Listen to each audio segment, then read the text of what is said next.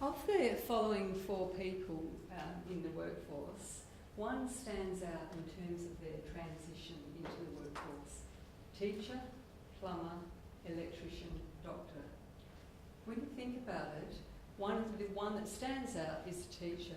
Teaching profession is one of the only professions where on day one the teacher has to perform all the duties, has all the responsibilities that the colleague, the very experienced colleague next to them may have.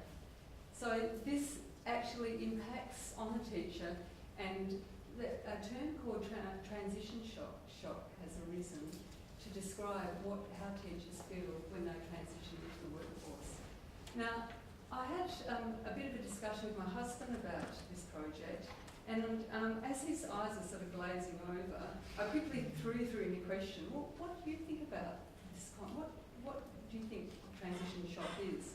And he quickly replied with, well, it's when one train collides with a stationary train, and what results is this transition shock. My first thought was, oh no, he doesn't even realise I'm doing education research.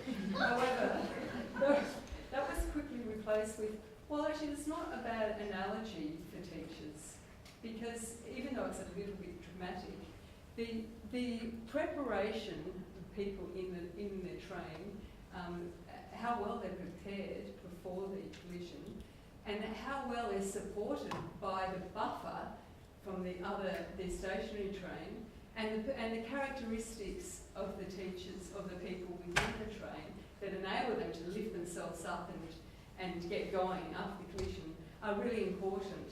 And that is, in fact, what this research is about. It's looking at how preparation, personal characteristics and support impact on the way teachers transition into the workforce. And in order to have a really deep look at this, I did 4 case studies, and the original aspect of this is that I collected a whole range of different evidence. I did interviews of teachers and the principals. I did observations in the classrooms, and I did some surveys, and I looked at and analysed some of the school documents just to get a little bit of an idea of each of these. And what came out in the first analysis was that these teachers who had been in the workforce for 6 months, there were 2 that were in a pretty good place. I mean, that's not a very scientific way of saying it, but I'm going to sum it up, and they're in a pretty good place. And the commonality between those was their personal characteristics are very high on the resilience scale, and they spoke of a lot of different strategies they used in order to get themselves through that 6 months. One of those teachers also was exposed to a whole range of different support mechanisms. He had a mentor, he had formal collaboration, he had a lot of personal help, and he had other graduate teachers in the workforce. So on that was one level of looking at it. On the next level, when I looked, I found that all of the case studies had experienced a whole range of uncertainties during that time that had caused them stress, because as we know, we like things to be certain, we like things to be known, and not many people deal very well with uncertainty.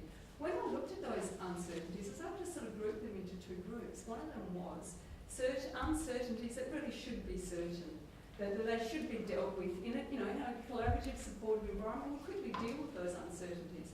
On the other hand, there was uncertainties that were uncertain, and they were always going to be uncertain because that's the nature of teaching.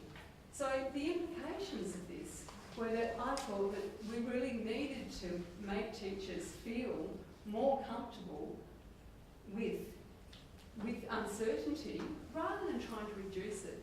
We needed to get them to familiarise themselves with uncertainty. And to do that, there's ways through teaching and teacher strategies, through pre-service training, also exposing them to inquiry-based learning.